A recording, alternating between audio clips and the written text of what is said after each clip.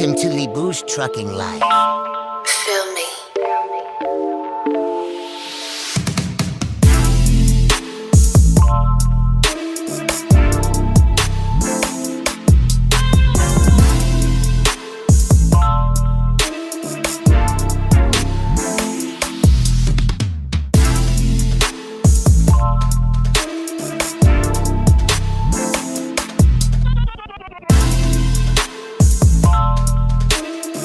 നമസ്കാരം എല്ലാവർക്കും. അപ്പോൾ നമ്മൾ അടുത്ത വീഡിയോയിലേക്ക് വന്നതാണ്. ഇത് കണ്ടിന്യൂഷനാണ്. ശരിക്കും പറഞ്ഞാൽ വാഷ് ഔട്ട് ചെയ്ത് എല്ലാം ക്ലിയർ ചെയ്ത് നമ്മൾ സ്റ്റിക്കർ വർക്കിന് വന്നിരുന്നായിരുന്നു കഴിഞ്ഞ വീഡിയോയിൽ.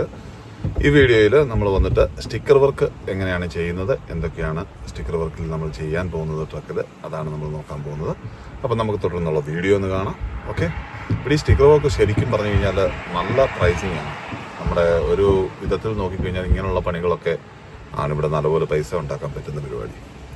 ഇത് തന്നെ ഇപ്പം ഞാൻ ചെയ്യിക്കുന്നത് പ്രോപ്പർ നമ്മളൊരു ഏജൻസി പോയി ചെയ്യുവാണെന്നുണ്ടെങ്കിൽ നല്ല പൈസ ആവും. ഇത് ഞാൻ ഇപ്പം ചെയ്യിക്കുന്നത് നമുക്ക് അറിയാവുന്ന എൻ്റെ ഒരു ഫ്രണ്ട് സജസ്റ്റ് ചെയ്ത ഒരാൾ ലോക്കലിൽ നിന്ന്, ഒരു മെക്സിക്കനാണ് നമുക്ക് ചെയ്തു തരുന്നത്.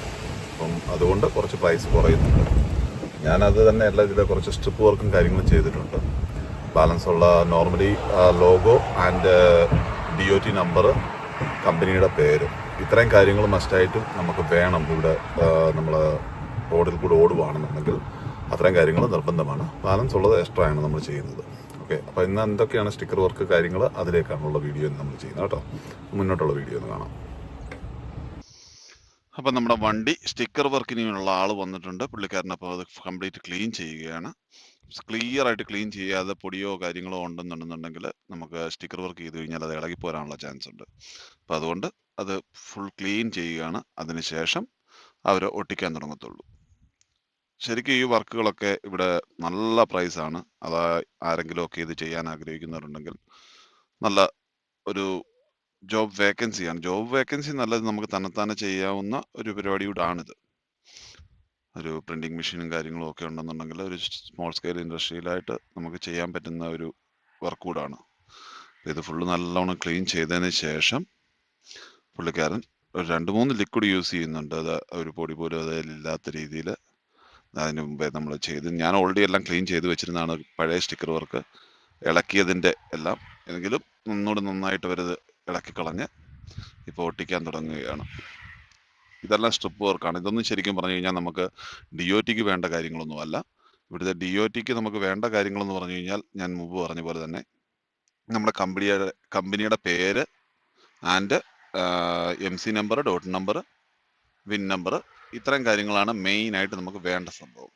അപ്പോൾ അതല്ലാതെ പിന്നെ ലോഗോ കാര്യങ്ങൾ ഇതൊക്കെ നമ്മൾ എക്സ്ട്രാ ചെയ്യുന്നതാണ്. ഈ സ്ട്രിപ്പ് വർക്ക് ഇതെല്ലാം എക്സ്ട്രാ ചെയ്യുന്നതാണ്. അപ്പോൾ ഇങ്ങനെയുള്ള പരിപാടികളൊക്കെ നമുക്ക് എക്സ്ട്രാ അഡീഷണൽ ആണ്. അതിന് ആർക്കും അത് നിയമപരമായിട്ട് അത് വേണമെന്നോ വേണ്ടെന്നോ ഉള്ളതല്ല. നമ്മുടെ ഇഷ്ടത്തിന് നമ്മൾ ചെയ്യുന്നതാണ് കേട്ടോ. അപ്പം ആ ഒരു വർക്കാണ് ഇപ്പം ചെയ്തുകൊണ്ടിരിക്കുന്നത്. ഇതെല്ലാം സ്ട്രിപ്പ് വർക്കാണ്. ഇതൊന്നും ശരിക്കും പറഞ്ഞു കഴിഞ്ഞാൽ എല്ലാവരും ചെയ്യാറില്ല. ആവശ്യമുള്ളവർക്ക് മാത്രം ചെയ്യാം. അഡീഷണൽ വർക്കാണ് ഇതെല്ലാം. അത്രയേ ഉള്ളൂ. അപ്പോൾ ഏകദേശം അതിൻ്റെ വർക്ക് കംപ്ലീറ്റ് ചെയ്തു. ഒരു സൈഡ് ഇത് കണ്ടില്ലേ, നമ്മുടെ ലോഗോ, DOT നമ്പറും കാര്യങ്ങളും എല്ലാം, സ്ട്രിപ്പ് വർക്ക്, യൂണിറ്റ് നമ്പർ, ഇത്രയും കാര്യമാണ് ഒരു സൈഡിൽ വരുന്നത്.